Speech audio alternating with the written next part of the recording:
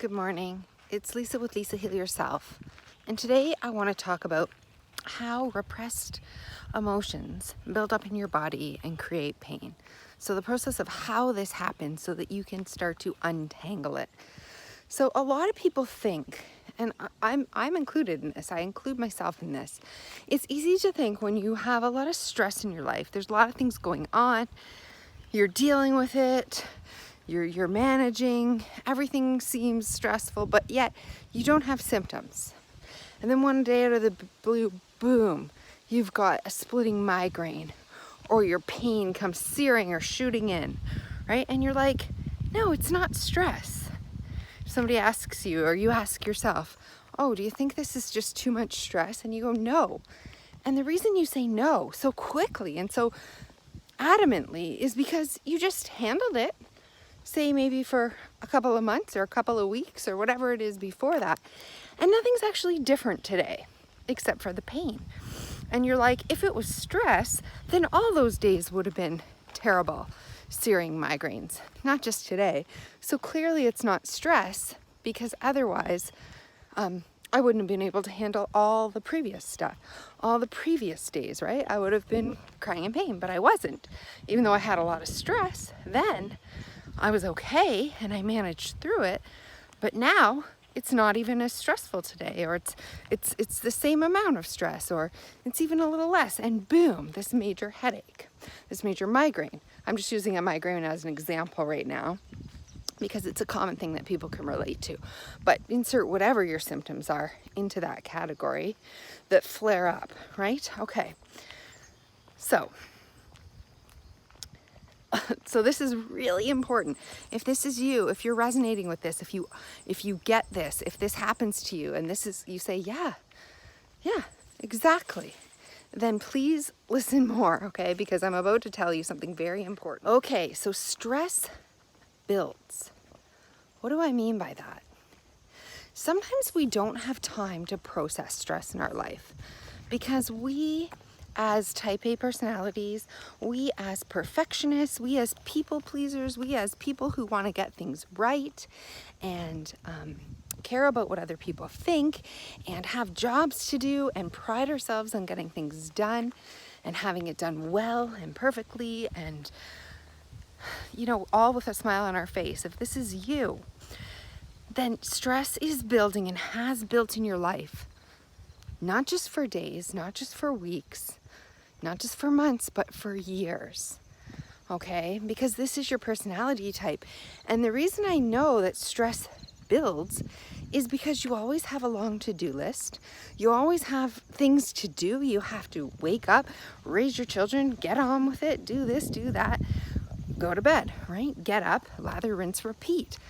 So a lot of times when you're going through the day, things will happen, emotions will happen.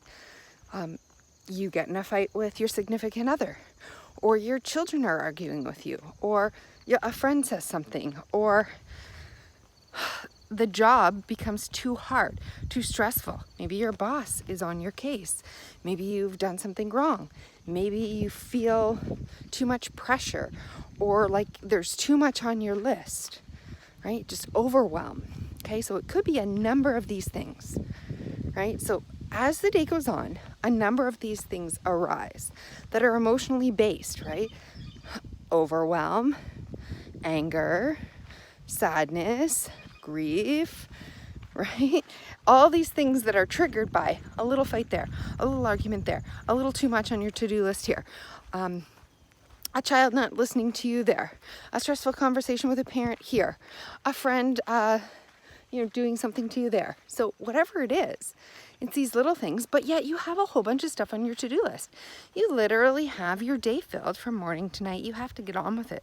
You have a job to do. You have to raise your children. You have to be a partner. You have to go grocery shopping. You have to clean the house. You have to get things done, right? So life goes on and you go on with it every day, and you push these little things down that come up, right?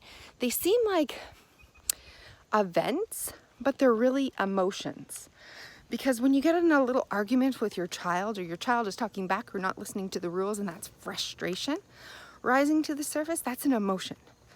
Not really a little altercation between you and your child, that's frustration. Or if your husband, says he's gonna do something and he doesn't do it, there's a little bit of resentment. That's an emotion rising. Maybe you have a conversation with your parent and they trigger you some way, put you down or make you feel less than, and you feel a little bit of anger rising. Okay, that's an emotion. So we're getting frustration, resentment, anger. We will have grief rising, right? Loneliness. We have all these feelings that rise through the day. They're actually emotions and actually feelings, but because our life in general is busy and hard and full being the key word, with many responsibilities and lots to do, lots to accomplish, and lots to get done, lots of pressure. Hi. All right, sorry, my video got cut off, so now I'm driving, and I can't remember exactly where I am. Excuse me that I don't look at the camera, but I want to go back and say, we repress these things all day long, these emotions that rise to the surface, right? So whether it's anger, frustration, sadness, busyness, stress, overwhelm, whatever it is, there's all these emotions coming at us constantly all day long. And none of them seem that big in and of themselves.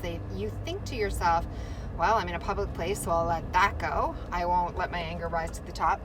Well, I'm in the middle of a busy day, so I'm gonna have to have that conversation later with my husband or my kid or my friend, or something's just a little annoying, so I just need to deal with that internally. I'm not going to express it. I'm not going to feel it. I'm not going to take time. I can't take time out of my day to journal. I can't take time out of my day to deal with this.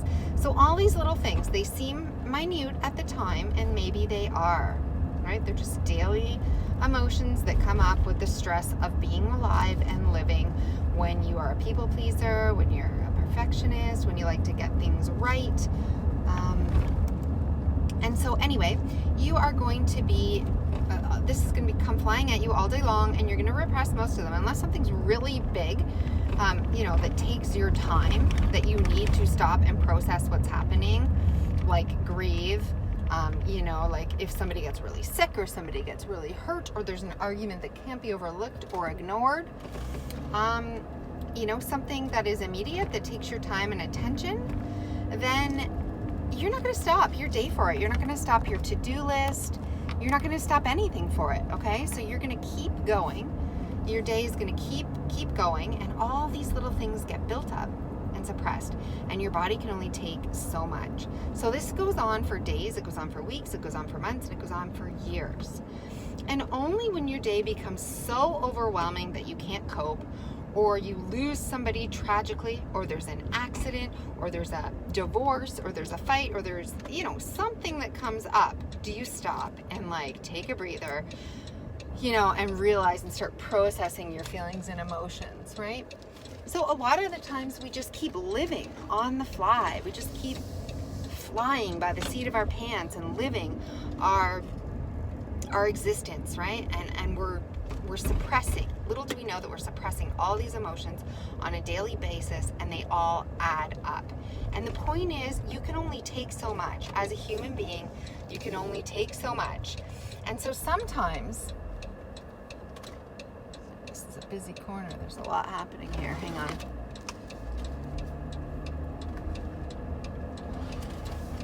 Some construction happening on the street here. Anyways, the point is, you can only take so much. A human being can only take so much. And when you're living your life to please everybody, to get things right, you have the daily pressures of all your to-do lists, things you need to do, other people you need to please, things that need to get done, chores, tasks, work, being a parent, being a wife, being a friend, etc., etc. Parents, everybody in the equation here. This is not unique to you, but you might handle and process things differently. If things don't generally just roll off your back, it's what's happening is they're affecting you.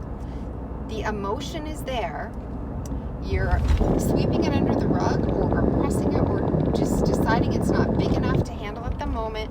So you're pushing it under, you're pushing it aside, you're sweeping it aside, and eventually your body gives you major pain, major problems, and you're saying to yourself, but wait a minute, yesterday was even more stressful and I didn't have a problem.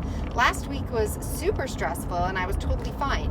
Today it's actually an easier day, but yet this one little thing is supposed to be the stress that tipped me over. Yes, it can be anything. It can be any little thing. This is weeks, this is days, this is months, this is years of going, and not stopping to process your feelings and emotions along the way as you go. So this is where meditation comes in, a quiet time every day, an hour to yourself of quiet time to think, to reflect, to feel, to process, right? Time to process what needs to come up rather than just sweeping it aside and moving. Like even right now I'm talking at a fast pace, right? This is just the speed at which our life goes. And you need to slow it down through acts of meditation, by turning it inward, by reflecting and stopping many times throughout the day to breathe, to ask what you're feeling, to ask what's going on inside you, to sit with it and allow it to process and allow it to turn over and move through you, rather than allowing it to build up and snowball up, right? Because a snowball going downhill just keeps picking up steam. And so it's easy to see that anything can contribute or break the camel's back, so to speak. So when these symptoms come seemingly out of the blue, it's either because the stress has just gotten too much, the emotions have just gotten too much, the buildup has just gotten too much, and it's just, you need to think of like what has come before this. Not the day before, but the days before, the weeks before, and even the months before. What has preceded these symptoms, right? Since the last big outbreak of symptoms that you had. What in between now? Okay, so if you have a big flare-up of symptoms or something, and then maybe you have a few good days, maybe you have one good day, maybe you have several good days, maybe you have several good weeks, and then you get a flare-up again. In between those times, something has built up, something has built up within those weeks. So you need to ask yourself, what are the emotions? What are the things, all the little, all the big? What is going on in my life right now that I feel overwhelmed about, angry about, stressed out about, feels like too much, I'm sad about, I feel lonely, I feel used, I feel disrespected? Like, what is going on in your life? And then soon you'll see that, oh, it wasn't just today. And often these times you get these, you get hit with symptoms on days where you think everything should be fine. Sometimes the reflection is what brings it on. Okay, now you're allowing your body to feel, or you're having a moment to breathe. You're having a little bit of a reprieve, right? You're having, sometimes you can cope through symptoms when you're the busiest, and then you have a second to like calm down, to breathe, to do something for yourself, and everything comes up, right? You get major symptoms. This is because you're finally, your body says, no, you're gonna feel this now. I know you have time to feel this now, and you're gonna do it today.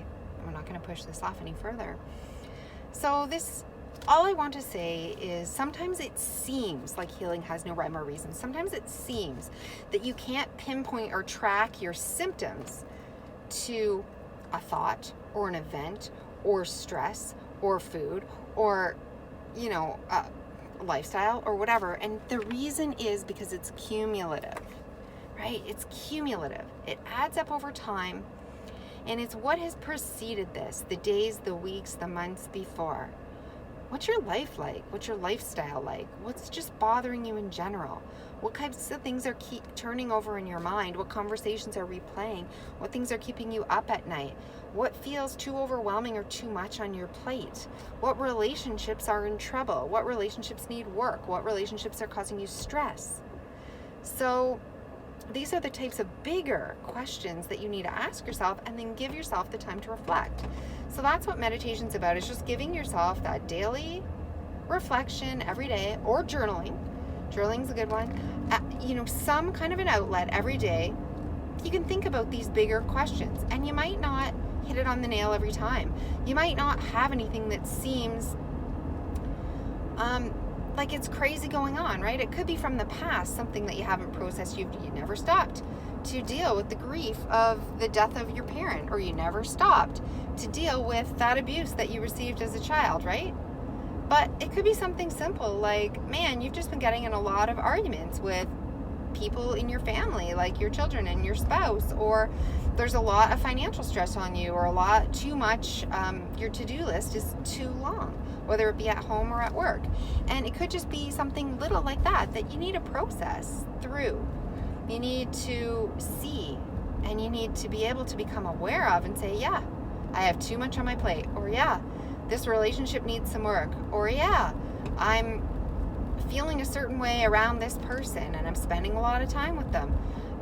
I need to address this, or yeah, I have, whatever it is, or maybe it is something from your past. Yeah, gosh, I've been going a long time, maybe years, and I never dealt with that abuse that happened, or I never thought about that death of somebody close to me. I never really stopped and had the time to cry and grieve and focus on myself, right? Or divorce. Maybe you had to pick up and keep moving on for your kids, and you never really had the time to process it. So it could be something big from your past, a trauma, an event, a major milestone in your life, or it could just be some daily things adding up over and over that are too much for your bucket, right? They're overfilling your cup and it's spilling over into your body. So needless to say, you just need to give yourself time during the day, whether it's 10 minutes every hour that you just stop, breathe, process, feel, whether it's half an hour of journaling a day. Just, how are you feeling? How's your day going? What's getting on your nerves? What's bothering you?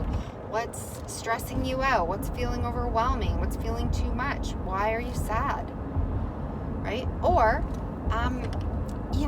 just meditate, just sit and give yourself time and space to think, to contemplate, to see what things are running through your head over and over, what things seem to be weighing on you, right?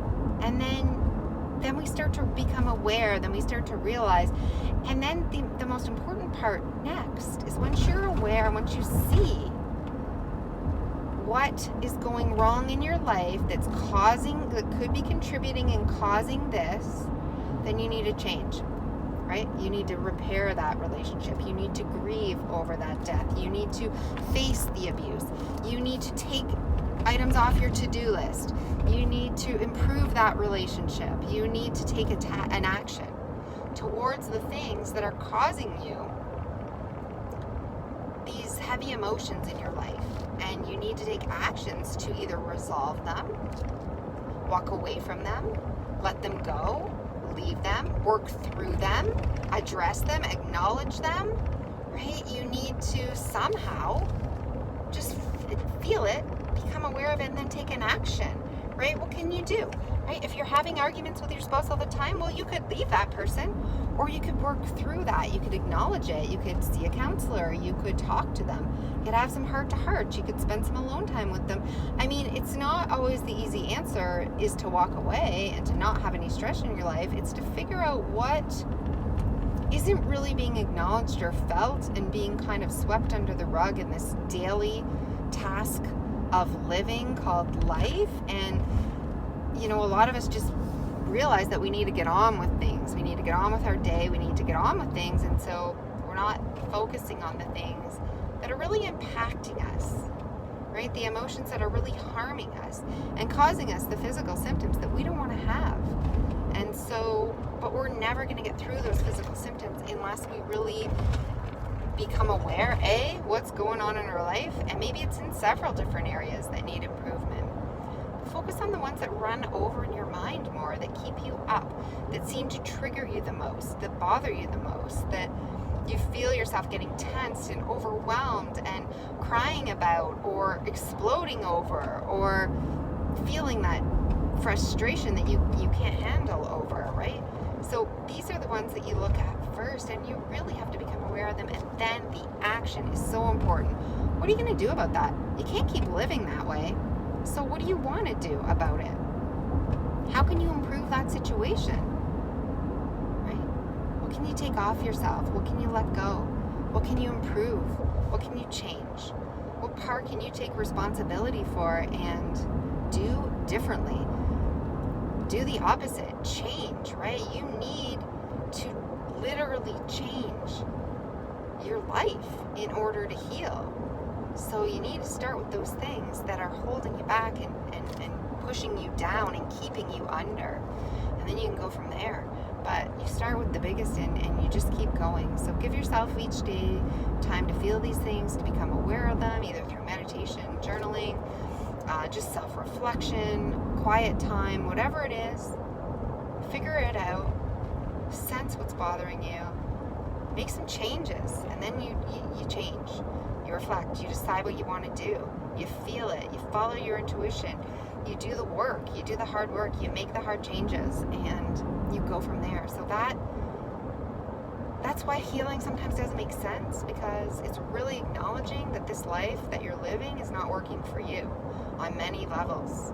And a lot of it needs to be addressed. You need to become aware of it, and then you need to take steps to change it. Okay? You need to change it so that you're living a life that you can cope with. You're living a life that you can have joy with. You're living a life that you do like. You have relationships that fill you up, not steal from you. You have a job that makes you feel good, not robs from you. You have to-do lists that are manageable and not overwhelming and burying you, right? So yes, you have to make the changes.